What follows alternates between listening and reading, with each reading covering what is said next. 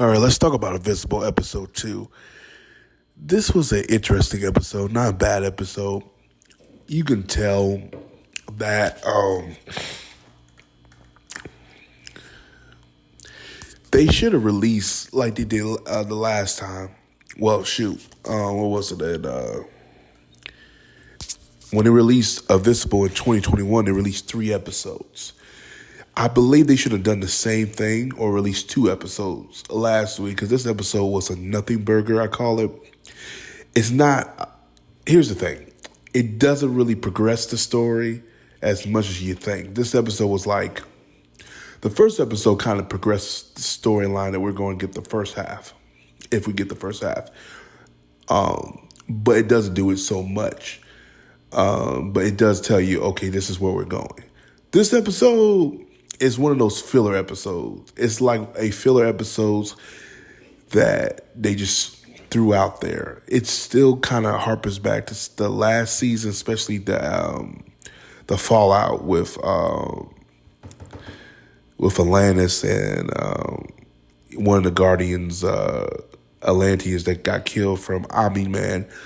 But it doesn't really do much. It's like, Mark graduated from high school, him taking Amber to Vegas, Eve still trying to figure out what to do in life because she's not a superhero anymore, but she's still kind of doing her own thing, type of thing. So it's kind of still dealing with stuff like that. So, I mean, it's not bad, but it's still not that great either. Like I said, this was a nothing burger episode, one of those episodes that it happened, but it would have been better if it was released last week with the first episode. I mean, overall, it's still an enjoyable episode. If you're a Invincible fan, but if you ask me, it should have been released last week. That's why I thought because at first I heard they were going to release all of them at once.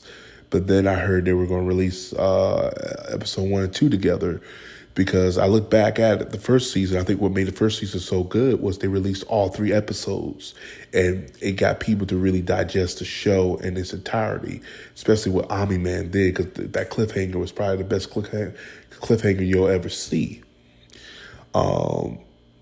Yeah, the show needs Omni-Man in here. He really does need to come make his appearance.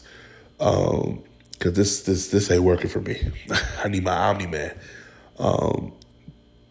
It's cool to follow Mark, but it won't be, if you comic book readers know, Invincible doesn't get good until they bring in the other Viltrumites.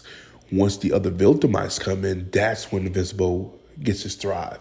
A lot of people have not seen the other Viltrumites.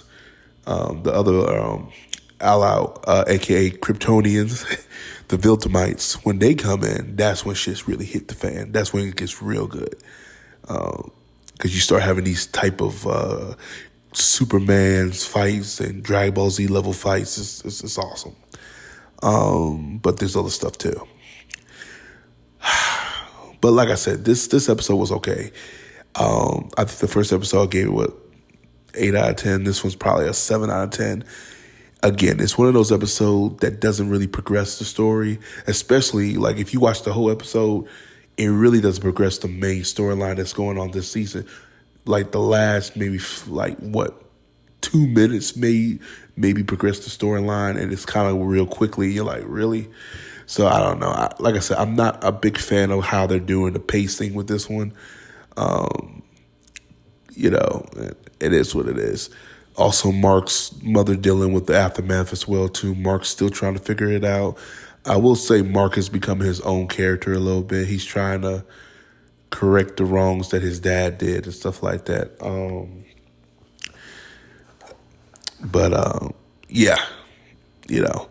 I guess you could talk about the Guardians of the Globe, Immortal Man, getting him some twin magic. So, yeah. But other than that, that's about it. But like I said, 7 out of 10. I really can't wait for next week's episode. But we only got 2 episodes left till next year, so it is what it is. As always, like, subscribe, peace, have a Johnson day. I'll see you guys in the next video.